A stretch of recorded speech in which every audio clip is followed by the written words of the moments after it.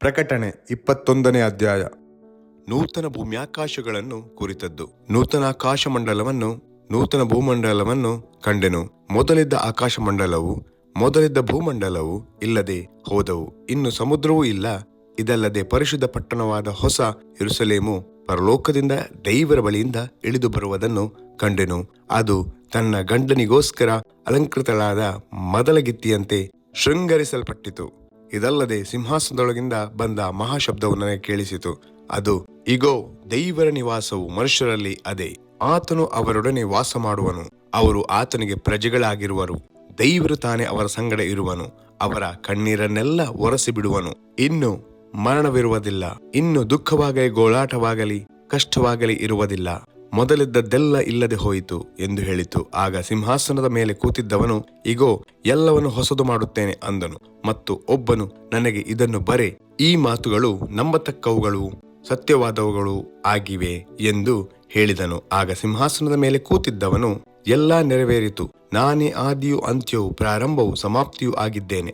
ದಾಹವುಳ್ಳವನಿಗೆ ಜೀವಜಲದ ಬುಗ್ಗೆಯಲ್ಲಿ ಕ್ರಯವಿಲ್ಲದೆ ಕುಡಿಯುವುದಕ್ಕೆ ಕೊಡುವೆನು. ಜಯ ಹೊಂದುವವನು ಇವುಗಳಿಗೆ ಬಾಧ್ಯನಾಗುವನು. ನಾನು ಅವನಿಗೆ ದೇವರಾಗಿರುವೆನು, ಅವನು ನನಗೆ ಮಗನಾಗಿರುವನು. ಆದರೆ ಹೇಡಿಗಳು, ನಂಬಿಕೆಯಿಲ್ಲದವರು, ಅಸಹ್ಯವಾದದ್ದರಲ್ಲಿ ಸೇರಿದವರು, ಕೊಲೆಗಾರರು, ಜಾರರು, ಮಾಟಗಾರರು, ವಿಗ್ರಹಾರಾಧಕರು, ಎಲ್ಲಾ ಸುಳ್ಳುಗಾರರು, ಇವರಿಗೆ ಸಿಕ್ಕುವ ಪಾಲು ಬೆಂಕಿ, ಗಂಧಕಗಳುರಿಯುವ ಕೆರೆಯೇ.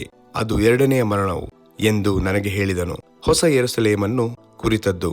ಕಡೆ 7 ಉಪದ್ರವಗಳಿಂದ ತುಂಬಿದ 7 ಪಾತ್ರೆಗಳನ್ನು ಹಿಡಿದಿದ್ದ 7 ಮಂದಿ ದೇವದೂತರಲ್ಲಿ ಒಬ್ಬನು ಬಂದು ನನ್ನ ಸಂಗಡ ಮಾತಾಡುತ್ತಾ, ಬಾ, ಯಜ್ಞದ ಕುರಿಯಾದಾತನಿಗೆ ಹೆಂಡತಿಯಾಗತಕ್ಕ ಮದಲಗಿತ್ತಿಯನ್ನು ನಿನಗೆ ತೋರಿಸುವೆನು ಎಂದು ಹೇಳಿ, ದೇವರಾತ್ಮವಶನಾದ ನನ್ನನ್ನು ಎತ್ತರವಾದ ದೊಡ್ಡ ಬೆಟ್ಟಕ್ಕೆ ಎತ್ತಿಕೊಂಡು ಹೋಗಿ, ಯೆರೂಸಲೇಮೆಂಬ ಪರಿಶುದ್ಧ ಪಟ್ಟಣವು ದೇವರ ತೇಜಸ್ಸುಳ್ಳದ್ದಾಗಿ ಪರಲೋಕದೊಳಗಿಂದ ದೇವರ ಕಡೆಯಿಂದ ಇಳಿದು ಬರುವುದನ್ನು ನನಗೆ ತೋರಿಸಿದನು. ಪಟ್ಟಣದ ಪ್ರಕಾಶವು ಅಮೂಲ್ಯ ರತ್ನದ ಪ್ರಕಾಶಕ್ಕೆ ಸಮಾನವಾಗಿತ್ತು. ಥಳಥಳಿಸುವ ವಜ್ರವೋ ಎಂಬಂತೆ ಕಾಣಿಸಿತು. ಆ ಪಟ್ಟಣಕ್ಕೆ ಎತ್ತರವಾದ ದೊಡ್ಡ ಪ್ರಾಕಾರವಿತ್ತು. ಅದಕ್ಕೆ 12 ಹೆಬ್ಬಾಗಿಲುಗಳಿದ್ದವು. ಆ ಬಾಗಿಲುಗಳ ಬಳಿಯಲ್ಲಿ 12 ಮಂದಿ ದೇವದೂತರಿದ್ದರು. ಅವುಗಳ ಮೇಲೆ ಇಸ್ರಾಯೇಲ್ಯರ 12 ಕುಲಗಳ ಹೆಸರುಗಳು ಬರೆದಿದ್ದವು. ಪೂರ್ವ ದಿಕ್ಕಿನಲ್ಲಿ 3 ಬಾಗಿಲುಗಳು, ಉತ್ತರ ದಿಕ್ಕಿನಲ್ಲಿ 3 ಬಾಗಿಲುಗಳು, ದಕ್ಷಿಣ ದಿಕ್ಕಿನಲ್ಲಿ 3 ಬಾಗಿಲುಗಳು, ಪಶ್ಚಿಮ ದಿಕ್ಕಿನಲ್ಲಿ 3 ಬಾಗಿಲುಗಳು ಇದ್ದವು. ಪಟ್ಟಣದ ಪ್ರಕಾರಕ್ಕೆ 12 ಅಸ್ತಿವಾರಗಳಿದ್ದವು. ಅವುಗಳ ಮೇಲೆ ಯಜ್ಞದ ಕುರಿಯಾದಾತನ 12 ಮಂದಿ ಅಪೊಸ್ತಲರ ಹೆಸರುಗಳಿದ್ದವು. ತನ್ನ ಸಂಗಡ ಮಾತಾಡುತ್ತಿದ್ದವನು ಆ ಪಟ್ಟಣವನ್ನು, ಅದರ ಬಾಗಿಲುಗಳನ್ನು, ಅದರ ಪ್ರಕಾರವನ್ನು ಅಳತೆ ಮಾಡುವುದಕ್ಕಾಗಿ ತನ್ನ ಕೈಯಲ್ಲಿ ಚಿನ್ನದ ಅಳತೆ ಕೋಲನ್ನು ಹಿಡಿದಿದ್ದನು. ಪಟ್ಟಣವು ಚಚ್ಚೌಕವಾಗಿದೆ. ಅದರ ಉದ್ದವು ಅದರ ಅಗಲದಷ್ಟಿದೆ. ಅವನು ಆ ಪಟ್ಟಣವನ್ನು ಕೋಲಿನಿಂದ ಅಳತೆ ಮಾಡಿದನು. ಅಳತೆಯು 1200 ಮೈಲಿ ಆಯಿತು. ಅದರ ಉದ್ದವು ಅಗಲವು ಎತ್ತರವು ಸಮವಾಗಿವೆ. ಅದರ ಪ್ರಕಾರವನ್ನು ಅಳತೆ ಮಾಡಿದನು. ಅದು 144 ಮೊಳವಾಯಿತು. ಈ ಲೆಕ್ಕದಲ್ಲಿ ಮನುಷ್ಯನ ಮೊಳ, ಅಂದರೆ ದೇವದೂತನ ಮೊಳ. ಆ ಪ್ರಕಾರವು ಸೂರ್ಯಕಾಂತ ಶಿಲೆಯಿಂದ ಕಟ್ಟಲ್ಪಟ್ಟಿತು. ಪಟ್ಟಣವು ಶುದ್ಧ ಗಾಜಿನಂತಿರುವ ಸೋಸಿದ ಬಂಗಾರವೇ. ಪಟ್ಟಣದ ಪ್ರಕಾರದ ಅಸ್ತಿವಾರಗಳು ಸಕಲ ವಿಧವಾದ ರತ್ನಗಳಿಂದ ಅಲಂಕೃತವಾಗಿದ್ದವು. ಮೊದಲನೆಯ ಅಸ್ತಿವಾರವು ವಜ್ರ, ಎರಡನೆಯದು ವೈಡೂರ್ಯ, ಮೂರನೆಯದು ಪಚ್ಚೆ, ನಾಲ್ಕನೆಯದು ಪದ್ಮರಾಗ, ಐದನೆಯದು ಗೋಮೇಧಿಕ, ಆರನೆಯದು ಮಾಣಿಕ್ಯ, ಏಳನೆಯದು ಪೀತರತ್ನ, ಎಂಟನೆಯದು ಬೇರುಲ್ಲ, ಒಂಬತ್ತನೆಯದು ಪುಷ್ಯರಾಗ, ಹತ್ತನೆಯದು ಗರುಡಪಚ್ಚೆ, 11ನೆಯದು ಇಂದ್ರನೀಲ, 12ನೆಯದು ನೀಲಸ್ಫಟಿಕ. 12 ಹೆಬ್ಬಾಗಿಲುಗಳು 12 ಮುತ್ತುಗಳಾಗಿದ್ದವು. ಒಂದೊಂದು ಬಾಗಿಲು ಒಂದೊಂದು ಮುತ್ತಿನಿಂದ ಮಾಡಲ್ಪಟ್ಟಿತ್ತು.